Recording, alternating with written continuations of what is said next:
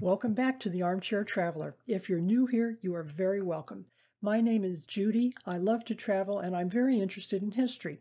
Today we're going to visit a fascinating area in Paris, north of the islands in the Seine River, called the Marais. The word in Old French meant swamp, but it's not a swamp anymore. Its character has changed more than once over the centuries. There's far more here than I can cover in a single blog, so we'll take a look at a few of the more interesting sites.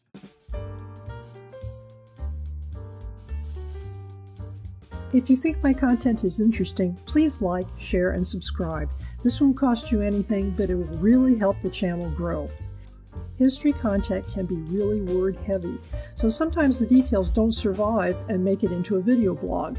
If you're interested and would like to dig deeper, visit my regular blog where you'll find deep dives, travel tips, reviews, warnings, and all kinds of help. The address is armchairtraveler2022.wordpress.com. If you'd like to keep up with my posts and find out when I'm putting new material up, you can also follow me on Twitter, where my handle is @armchair2022.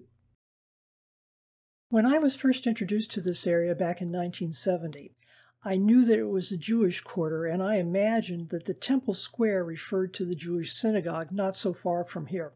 I was wrong. The first serious development of this part of the city dates back to 1240, when the Knights Templar built a fortified church here, just outside what had been the walls of Paris. A few street and place names like this are all that remains of the Knights' residence in the area, but it's still called the Temple District to this day. The Knights Templar was a fighting order in the Holy Land. After the collapse of the Christian kingdom there, they retreated to Europe and spread out all over. They were rich, mostly through gifts from appreciative Christians, as well as what they acquired by piracy and theft in the Mediterranean. They used the money to buy huge tracts of land. One of them was here, north of the Seine and close to today's Hôtel de Ville. They arrived in 1139. The area was marshy and basically unusable. It only took about a century to turn it into a thriving market area. They then moved to the northeast edge of their holding and built a fortified compound. The Knights Templar weren't just builders and architects and pirates. They were businessmen. Businessmen made money for the king. The trouble was that they eventually imagined themselves as a separate state within the realm. Eventually, King Philip IV, sometimes called the Fair, who was hugely in debt to the order, decided to put an end to it. He was eaten up by envy of their wealth and contrived their downfall. By the 1300s, European support for the Crusades and the Crusaders had dwindled. Other forces were at work which sought to disband the order and claim the wealth as their own. I mentioned King Philip IV of France, who was deeply in debt to the Templars. There was no way he could ever pay back what he owed, and they wouldn't lend him any more, so he decided to eliminate his debt by eliminating his debt holders. He had the leader of the order, Jacques de Marais, and many other French Templars arrested in 1307. He also had them tortured into making false confessions. De Marais retracted his confession. Philip had him burned on a scaffold on the island in the River Seine in front of Notre Dame de Paris. This small monument is all that marks the spot. Of the temple, there are no remains as far as my research has extended, except in some street and place names. Near the probable site of the old temple, the city built a covered market. The Marais was initially a high-end area of the city, home to many buildings of historic and architectural importance that have now mostly been turned into museums. This is a map and an aerial view of the Place de Vosges, which was initially called the Place Royale. It is the oldest planned square in Paris and is located in a marais. Henry IV had it built in the early 17th century, in part to stimulate development on the eastern side of the city. It was a fashionable and expensive place to live during the 17th and 18th centuries, and one of the main reasons for the chic nature of the Marais among Parisian nobility of the day. Neighborhoods change. They grow up, sometimes lavishly and for the better. Other times they slide downhill just as fast. Eventually, which can sometimes take a very long time, as the city surrounding a neighborhood expands and needs more space, the value of the underlying land increases. The poorer residents are forced out, all the buildings are torn down, and the area gentrifies. Place de Vosges represents an exception to the rule. They never tore it down. It's now, again, one of the most expensive areas of the city in which to live. The Marais has many urban mansions, most of which have been converted into museums. This planned community played a role in Dumas' Three Musketeers. If you happen to catch the movie, this is where Milady de Winter lived. The district fell into disrepair after the French Revolution, when it was abandoned by the nobility completely. It would remain unfashionable until the late 20th century. This gorgeous equestrian statue of Louis XIII graces the very center of the square. Although Henry IV was king when the square was built, his successor, Louis XIII, was in charge during most of its early heyday. You'd think the man might put in a statue to his father. I certainly did at first, but I was thinking wrong. Louis, or whoever wanted to curry favor with him, put in a statue of Louis. That's how the French kings rolled. This statue introduces you to Monsieur Beaumarchais. He was an aristocratic but bohemian free spirit of the Marais. He lived near here, made watches for Louis XV, wrote the text for the bawdy Marriage of Figaro, which Mozart later turned into an operetta, and smuggled guns to freedom fighters in both the American and French revolutions. We probably owe him a tiny debt of gratitude. The Rue Saint-Antoine is one of the main drags into the Marais, running from the Bastille all the way to St. Paul's Church, where it changes its name to the Rue de Rivoli. From there, it continues west all the way to and past the Louvre. This was the Royal Street.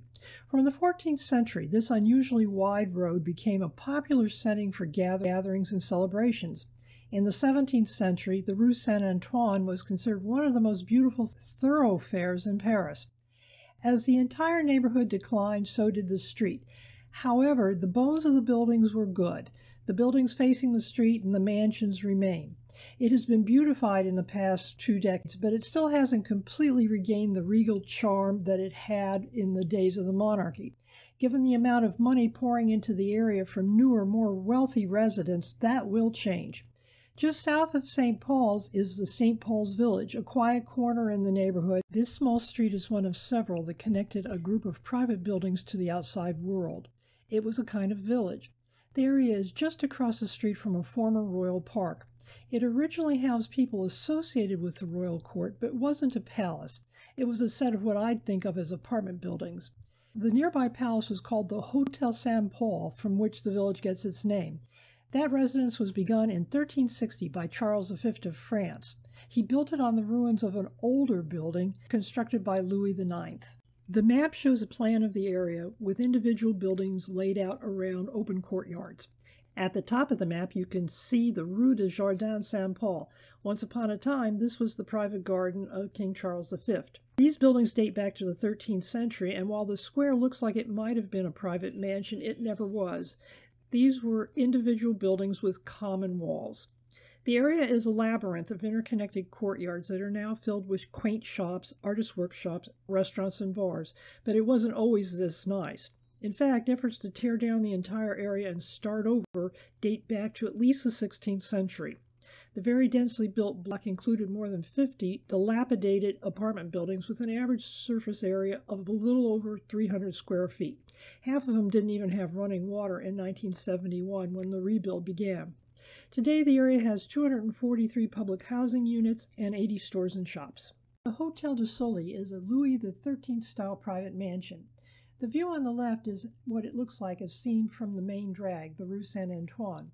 The facade looks like 2 much smaller private residences, connected perhaps by an entryway or a courtyard. The footprint of the buildings, including the interior courtyard, is immense. On the right is the inner courtyard. This would have been the entryway for royal and aristocratic visitors, and it was designed to impress. It still does. These 2 photographs show just 2 of the 4 seasons inside the Hôtel du Soleil. On the left is springtime, represented, I think, by Bacchus. On the right is winter, represented by a feeble old man.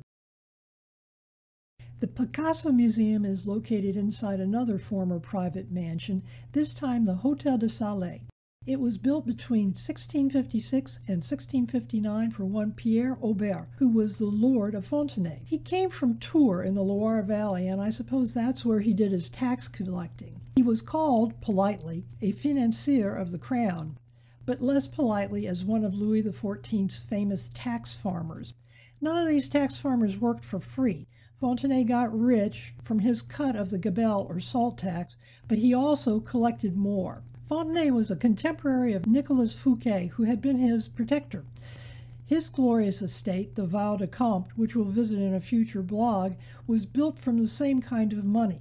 Fontenay's tale and the future of his mansion are tangled up with the fate of Fouquet, who had been Louis's Minister of Finance. Like his boss Fouquet, Fontenay was living high on the hog and appeared to have more money than he could legitimately claim from his honest cut of the tax. Doubtless he had grafted substantially more. Fouquet was eventually arrested for abuses of the finances. Pierre Aubert, who built this mansion, was unable to enjoy the sumptuous surroundings for very long, since in 1663 he was brought down by the same scandal that ruined Fouquet. After his fall, this splendid house was coveted by a number of creditors. The legal procedures dragged on for over 60 years. Americans think we are litigious, but we have nothing on the French. The property was sold, resold, and eventually in the late 20th century repurposed into the Picasso Museum that you see here. Converting these old mansions into modern museums presents huge challenges, the first of which was simply getting past the idea of bulldozing the entire site and starting over. Architects resisted the idea in this case and even restored the Jupiter Hall, shown here on the left, and its ceiling on the right, into something quite like its original design. Since we're in the general neighborhood, let's fortify ourselves with a cup of coffee. The Place de Vosges is surrounded by numerous extremely pricey cafes, bars, restaurants, and other shops, so I generally only drop by for a cup of coffee. I can't brief you on the food. I can, however, tell you about the reviews. Apparently, most people go here for the steak tartare, which is basically raw ground beef. From everything I've read, French food safety laws today are at least as strict as those in the United States. But ever since mad cow disease ravaged the herds in France in the early 2000s, I've avoided ground beef completely. Still, if this is your thing, go for it. The restaurant occupies prime territory on the Place de Vosges and has prices to match. It has always been expensive, which is probably why I've never actually eaten here. When you sit in a restaurant or a cafe in Europe, part of what you're paying for is rent on the tables. I think that's fair. Even so, I think that 38 euros for the fixed-price French lunch, even in this ritzy neighborhood, is on the steep side. I hope you enjoyed your visit with me to the Marais. Next time we'll visit the remaining Jewish quarter in the area, as well as the Pompidou Center, here on the Armchair Traveler.